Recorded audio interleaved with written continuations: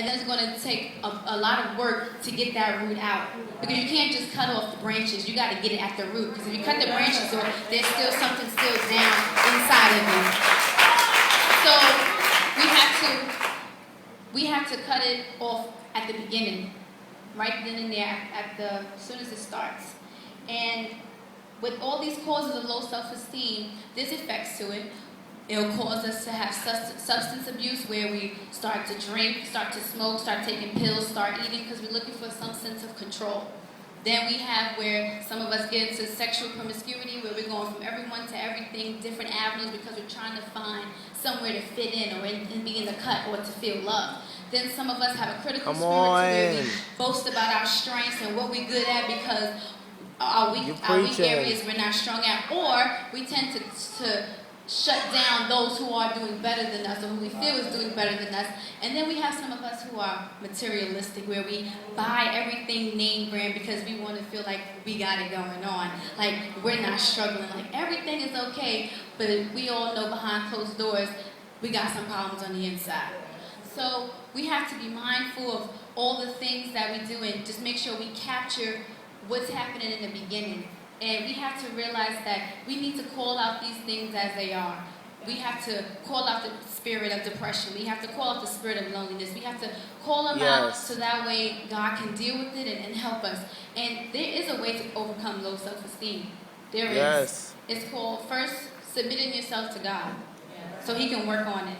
Second, start building a relationship with Him where you believe, pray, fast, read your word, because it works. It does. And thirdly, you just have to be totally committed.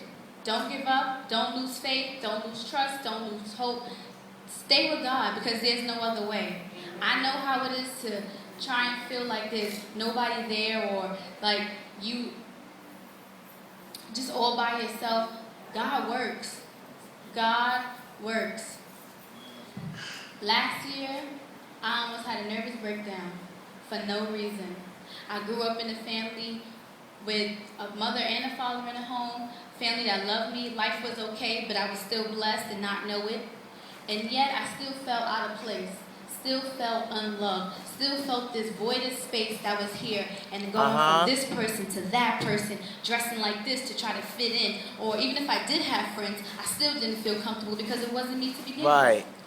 So what I had to do was turn it over to God, because there's no other way. He was my last resort. And sometimes God breaks us down to our last moments, but to get our attention, to show us He is the only way. There is no other way but God. When we give up on ourselves, God is still there, because He said He'll never leave us nor forsake us. So God is there 24/7. We just have to turn to Him. And if you don't get anything else out of what I just said, remember this. Self-esteem is self.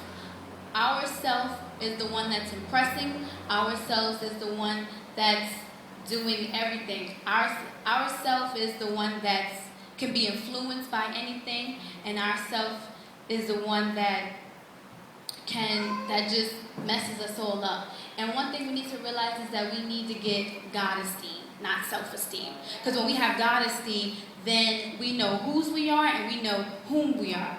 And who we are and who we are. And with God-esteem, we'll know that we are a designer's original, a true designer's original, where we're not in a fake Louis bag or a fake Coach bag or a bootleg movie. We're the true designer's original, where we have all the copyrights and legal benefits of being God's children. And remember, when you're a designer's original, everybody's going to want you. Why? Because it's 1 in a million.